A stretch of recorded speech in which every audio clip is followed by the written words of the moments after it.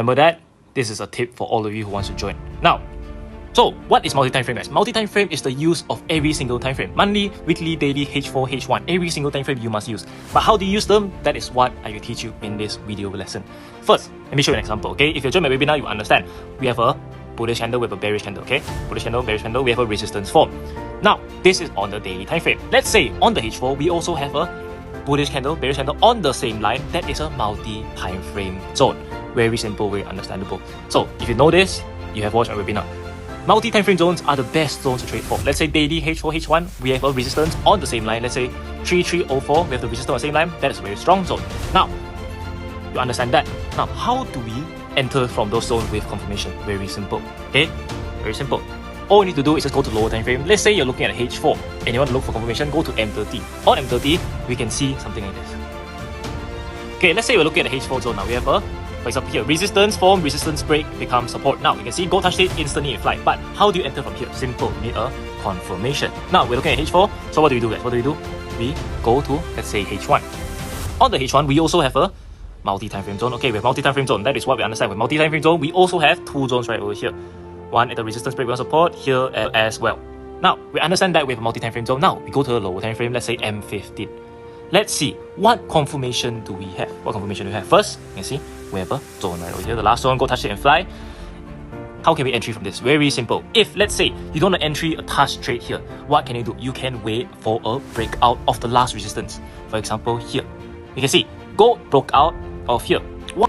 Once you see there's a rejection of the H1, H4, M15 zone, once there's a rejection, you can see there's a rejection here, and then there's a breakout of the last resistance before, you can entry buy. Because once there's a breakout of a sell zone, if you're aiming for buys, that means that gold is going to continue flying. You can see what they go to, guys. What they go to.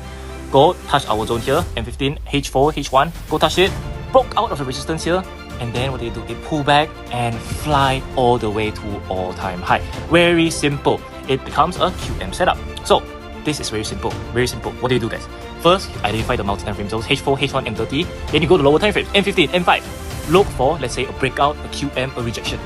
Those are the confirmation you can use in identifying the best entry zones. Low risk entry zones just like this, guys. Okay, resistance, break, beacon support on the H4. Now, we also have a H1, resistance, break, beacon support, mark it out. That is a multi-time frame zone now. M15, now we go to M15 for confirmation. See, we have a clear rejection on the M15. Rejected off the M15, H1, H4, rejected. Candle close bullish, new SNR form. Now, what they go do, guys, they broke out of the resistance right over here and then form a QM setup right over here. You can see gold touch the QM and fly all the way. So very easy. We have 3 points of entry here, here, and here for entry. That is the confirmation we want to find in every single setup. For low risk setups, guys. Okay, now you understand this. Let me show you more examples. We have a new SNR form, right? Bullish, bearish candle, support forms. Go touch it and fly. Why did it fly? Very simple. We have to look for confirmation. Now, let's look for the multi-time frame. First, we have an OSLC here. We also have a new zone right over here. Now, what they go to? Go touch it and fly, but there's no confirmation yet.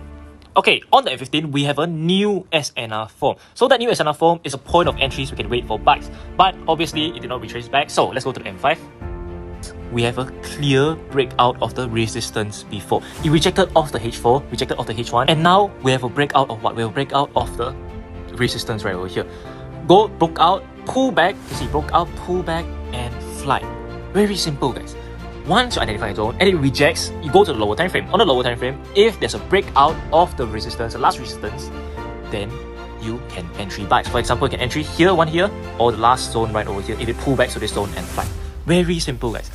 Now, to make it more simple, 3 confirmations you can use. First, rejection. After rejection of the higher time frame zone, look for lower time frame. Lower time frame, what do? You look for new SNR form, new support, new resistance form. Then you look for a breakout of the last resistance or support. Once there's a breakout, you can confirm that gold is in a continued direction for a while. So, very simple, guys. Mark out all the zones on the higher time frame. Once gold touch your zone, wait for rejection, and then once there's a breakout on the lower time frame, you enter. Very simple.